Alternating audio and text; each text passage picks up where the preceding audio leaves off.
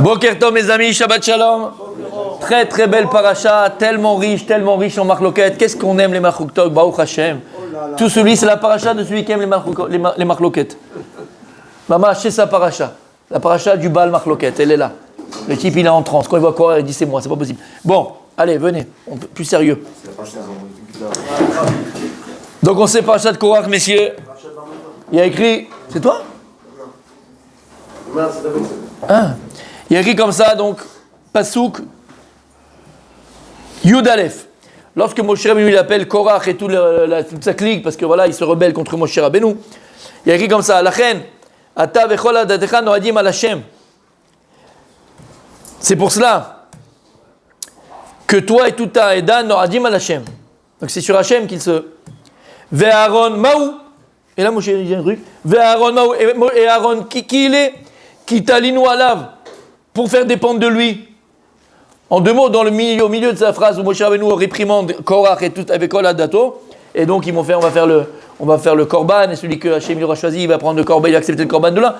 Là, il dit une phrase, bon, ok, Korach et tout ça, et là, toute une assemblée, Anoadjim al Hachem, d'accord. Ve'aron Maou, qu'est-ce qu'on avec Aaron Maou? Kitalinu alav, Mabshat, Kitalinu alav. Qu'est-ce qu'il a fait Korach? C'est quoi le problème? Écoutez bien. Korach, on va la voir ce soir, Be'ezrat Hashem, il s'est rebellé contre Moshe Rabbeinu, mais pas simplement, contre aussi Aaron, puisqu'il a réclamé la Keuna. Il s'est dit, pourquoi c'est Aaron le Kohen Gadol? Moi aussi, je suis capable d'être le Kohen Gadol. Il a fait le vaudor. En plus, exactement. Donc il a aussi essayé d'attaquer Aaron. Alors comment il a essayé d'attaquer Aaron? Comment il a voulu récupérer la Keuna? Comment? C'est pas possible, tu ne veux pas récupérer la Keuna, c'est impossible. Quel stratagème il a fait? Pour comprendre ça, écoutez bien. Alors là, l'affiliation, ça on connaît, tout Nachon Emet, d'accord, il a dit moi aussi. Mais attends, quel stratagème psychologique pour faire perdre Aaron? Toi, tu peux dire ce que tu veux, mais il faut que la personne qui attrape le morceau, c'est un peu comme le corbeau et le renard. Tant qu'il a le fromage dans la bouche, je peux lui parler et lui demander, il ne va pas le lâcher. Il faut que je trouve un stratagème pour qu'il lâche le fromage. Et bien pareil, entre guillemets, qu'est-ce que je peux faire pour qu'Aaron il perde la Keuna? Qu'il perde la Keuna. Écoutez bien. Il y a une histoire qu'on avait déjà racontée, ceux qui se rappellent, c'est bien, ceux qui ne rappellent pas, c'est encore mieux. Vous savez qu'à l'époque, dans les pays de l'Est, il y a 100 ans et 200 ans et 400 ans et 500 ans, ça n'existait pas la possibilité de faire les Arbat Aminim pendant Sukkot. Ça n'existait pas. Pas possible de faire les mitzvahs de Arbat Aminim.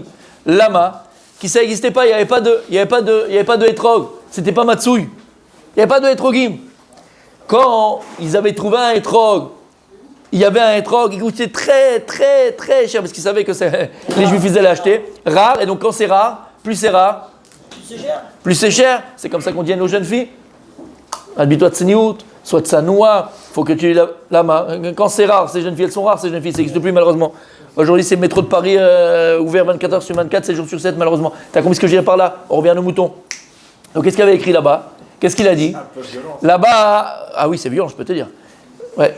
Alors écoute, pas d'image. Qu'est-ce qui s'est passé? Il y avait un jour comme ça, un juif, un Yehudi Yakar, Mamash Yehudi Yakar. Et ce Yehudi Yakar là, sa femme savait que son rêve, c'était de pouvoir, une fois dans sa vie, avant de partir de ce monde-là, El Mekayem la mitzvah d'Arbat Aminim. Et comme j'ai dit, et même quand il trouvait un etrog, il les vendait à un prix fou, c'était impossible d'acheter, personne ne pouvait acheter. Et sa femme, elle savait que pour son mari, c'était très, très, très, très important, très important. Un jour, il y a un non-juif qui tape à la porte avec un très très beau etrog. Très, très beau etrog. Alors, elle lui dit, oui, des beaux etrogs, on va acheter, attends, mon mari, il n'est pas là. Dès qu'il revient, on va voir avec lui. Donc, il repasse le gars, quand le mari, il est là. Ce Yehudi Akar, il est là. Il repasse, il lui dit, voilà, je suis prêt à acheter ton... Il dit combien? Une somme, des roubles, 2 millions d'euros, je ne sais pas comment c'était. Je dis, mais c'est pas possible, faire un petit prix, comme ça, on peut pas faire. C'est IF-Charge, je ne peux pas te payer ça. C'est le prix. Il dit, je peux rien faire. Et donc il s'en va, le gars. Et sa femme, elle voit que son mari, il est peiné. Alors il va le voir. Il lui dit, écoute chérie, je sais que c'est ton rêve, c'est le rêve de toute une vie, de pouvoir être une fois dans ta vie, et de Mekayem Arbat Aminim comme il faut. Regarde ce qu'on va faire. Qu'est-ce qu'on va faire? On va vendre la maison. Une partie, on va acheter le hétrog, une partie, on va acheter une plus petite maison, un petit truc. Mais au moins, tu pourras faire la mitzvah de hétrog. Chérie, je peux pas t'obliger à faire ça, c'est pas possible. C'est pas possible. Regarde, on a une maison comme ça, agréable, et tata, je peux pas te faire ça. Il dit, c'est moi qui te propose. C'est moi qui te propose. C'est moi qui te propose. Mais tu l'as pas vu, hein. Bref. D'accord. Et donc, il dit, c'est moi. Ouais, c'est moi qui te propose. Et là, qu'est-ce qu'ils font? Ils rappellent le gars, il dit, voilà, ils vendent la maison, tac, ils donnent la moitié de la somme, ils vont acheter une petite maison de rien du tout, quelque part dans le chouk là-bas, derrière le machin. Et la Marie dit, surtout, chérie, tu fais très, c'était pas arrivé le temps encore de faire la mitzvah, donc il faut le garder. Tu le mets sous verrou, tu le gardes. Parce que maintenant, les gens, ils vont entendre que j'ai acheté. Ils vont tous venir vouloir voir au moins au moins voir le hétrog. Et je t'en supplie, chérie. Tout. Et lui, il va travailler, il s'en va. Tape à la porte. Bonjour, voilà, je suis Réhouven et tout ça. J'ai entendu que vous avez acheté un hétrog et tout. Jamais vu. Je peux vous le voir. Je dis non, je peux pas, c'est pas possible. Mon mari, il a dit non. Et l'autre, il insiste et tout. C'est une Tunisienne, elle est trop chnina, elle est comme ça, elle a le cœur qui truc. L'autre, il pleure, il dit jamais vu un hétrog de ma vie. Juste attraper le hétrog. Elle va le chercher, elle le déballe comme ça. Elle dit, je t'en supplie, fais attention, il y a le pidoum au-dessus, faut pas qu'il tombe, je t'en supplie. Et il prend comme ça, il regarde et tout, machin. Magnifique. Il lui rend. Elle range, tac. Tape à la porte, c'est Dan, il arrive, tac, bonjour, voilà, monsieur, machin. J'ai entendu que tu avais un hétrog, machin, s'il te plaît, je veux juste l'attraper, juste le voir, juste le sentir. Non, je peux pas, c'est trop truc, s'il te plaît, machin. Et il insiste, il pleure, je veux le toucher. Elle va le prendre, machin. Et comme ça, 2 fois, 3 fois, 4 fois. Et après, les jambes, là, la brioute. Ils se rappellent qu'il y a un hétrog là-bas, qu'est-ce qu'ils font? Ils vont tous là-bas. Elle voit qu'il y a quelqu'un qui vient, tac, elle montre, elle dit, je t'en supplie, fais attention, attention. Et il y en a un qui arrive comme ça, un petit peu Gaston Lagaffe. Il prend le hétrog, sans faire esprit, il éternue, et sans faire esprit, il fait tomber le hétrog, et il se casse. Ils ont acheté la maison, ils ont vendu la maison, ils ont acheté le hétrog, et le pilote, elle ne sait pas quoi faire, elle est dans tous ses états. Elle est dans tous ses états, ben, dans tous ses états. Elle attend que son mari, qu'est-ce qu'elle va lui dire? Qu'est-ce qu'elle va lui dire? Son mari rentre et il voit sa femme défigurée. Il a compris qu'il y avait un problème assez grave. Il dit, écoute chérie, je suis désolé, je sais que tu m'as dit, j'ai pas fait attention, et il lui montre le hétrog, sans le machin, pas caché. Il se tient comme ça debout, il attrape le hétrog comme ça, il ferme les yeux comme ça. Il lève les yeux vers le ciel. Et il dit à Kadosh Baruch Hu, dans ta Torah, tu as écrit, tu dois prendre l'arbat aminim, les kapot marim, hétrog et tzadar, periet tzadar, t'as écrit dans la Torah midoraita. Mais d'un autre côté, Kadosh Baruch Hu, tu as aussi écrit dans ta Torah la gravité de celui qui coerce, la gravité de quelqu'un qui se met en colère. Comme s'il était Oved Avodah Zara, et Avodah Zara, ça saute dans la Torah. D'un côté, voilà, j'ai peu la mitzvah de là, je suis très énervé avec le hétrog, mais d'un autre côté, tu m'as interdit de nous énerver. Kilo Oved Avodah Zara, maniase, je ne peux pas m'énerver. Il a posé le hétrog, il a dit à sa femme, chérie, Akol bin Hashamayim. Il a embrassé sa femme, il ne s'est pas énervé.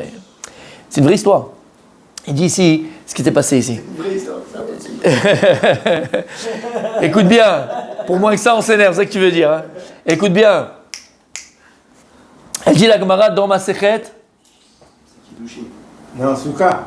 Je crois que c'est Baba Mitzia, mais ne me prenez pas au mot. D'accord? La Gemara, elle dit on a 3 moyens de connaître une personne, connaître un homme. Kiso, Koso, Kaaso. Kiso, Koso, Kaaso. Voilà comment tu peux savoir qui une personne est vraiment. Kiso, c'est quoi? La manière, la relation qu'il a avec l'argent. Est-ce qu'il est hanin? Est-ce qu'il est chesed? Ou c'est un radin? Il vous compte chaque petite pièce et il n'est pas barbour et il est comme ça. Comment la relation qu'il a avec l'argent? Ou bien parce que l'argent, alors il est capable de voler, de mentir, de truquer, de machin, de casser, de plus parler à ses parents, à ses grands-parents, à ses frères, à ses sœurs. La relation qu'il a avec l'argent, tu sais qui il est. Koso, fais boire quelqu'un, deux pchatim dans Koso. Fais boire quelqu'un, tu vois qui il est. Il va sortir la véritable nature de la personne quand il boit. Pourri. Koso, ils disent aussi, c'est quoi? Sa manière de boire aussi. C'est quoi la manière de boire? Quand tu bois en une fois, c'est un glouton ce type-là. Quand tu bois en 3 fois, c'est un snobinard. Moi, je suis 2 fois. En 2 fois, c'est l'équilibre. Et Kaaso. Il dit, Korach, il avait un problème. Il ne pouvait pas venir essayer de perturber Aaron dans Kiso. Kiso, c'est pas possible. Aaron a Cohen. Toutes les troumottes, les masses, tout va chez Chichil Cohen.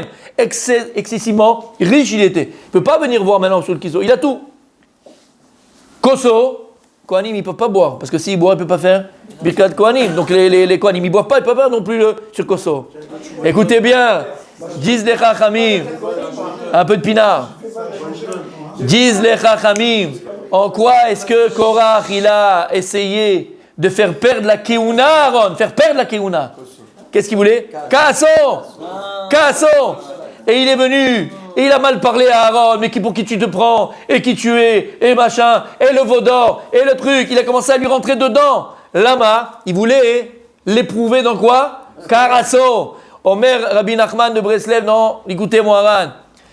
Quand il y a un grand shefa, je vous l'ai dit 1000 fois ça, quand il y a un grand shefa qui va arriver à l'homme, une grande abondance qui va arriver à l'homme, une bonne nouvelle qui va arriver à l'homme, une belle parnassa qui va arriver, quelque chose de très très grand qui va arriver, il dit Rabbi Nachman, qu'est-ce qu'il fait le Satan pour t'empêcher de recevoir ce shefa d'Hachem? Il va te proposer une situation qui ne va pas t'énerver, qui va te faire sortir de toi-même. Pourquoi? Parce qu'à partir du moment où tu vas te mettre en colère, tu vas perdre le shefa d'Akadosh Baruch Hu. Il avait pensé Korach en disant que si j'arrive à énerver Med Mamash, le faire sortir de ses gonds, dit, hein, faire sortir à Aaron, à Cohen de ses gonds, il va perdre la Keuna. Bah c'est quoi le Cohen? Le Cohen c'est Birkat Kohanim, Be'ahava, c'est l'amour, c'est le Chesed. S'il va sortir de ses gonds et perdre la casse, il peut perdre tout le Shefa Kadosh Baruch Hu. C'est ça qu'il a voulu faire. Et ça qu'il dit ici Moshe Rabbeinu. Ve'Aaron Maou, qui t'a les nous là. Même Aaron t'as essayé de le faire tomber. Aliédé à casse.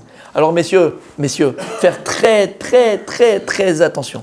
Les plus grands problèmes de la vie, relation, que ce soit avec ton frère, ta belle-sœur, ton beau-frère, familial, le type il a eu un petit truc, il n'était pas dans son assiette, il s'est énervé, l'autre elle a mal pris, il ne se parle plus pendant 30 ans. 30 ans il ne se parle plus. Là, un kaas. Le kaas, il dirait le Maharal de Prague, le kaas c'est comme un feu qui dévore. C'est un feu dévorant. Même si tu as raison, écoute bien ce que je te dis, même dans une situation où tu as raison, c'est toi, tu es dans le vrai. Écoute bien, tu es dans le vrai, l'autre c'est un menteur, l'autre c'est un voleur, tout ce que tu veux. Elle t'a énervé, il t'a énervé ton mari, ta femme, Machata le rotse. À partir du moment où tu es bekaas, à partir du moment où tu te mets en colère, tu as tort, c'est fini. C'est fini, tu as tort. Plus que ça, comme on a expliqué. Sache qu'à chaque fois que tu vas avoir Minashamim, un grand shefa qui va arriver à toi, qu'Akadosh Baruch Hu il a prévu quelque chose de très grand pour toi, le Satan, il ne va pas vouloir que parce que tu grandis de ça, il ne va pas vouloir que tu l'acceptes, que tu le reçoives. Qu'est-ce qu'il va te faire? Il va te présenter une situation où tu vas devoir te mettre entre guillemets en colère, quelque chose qui va vraiment t'énerver. Lama, pour perdre le shefa, pense une seconde, est-ce que tu vas gagner? Est-ce que tu vas perdre? Shabbat Shalom Vorach.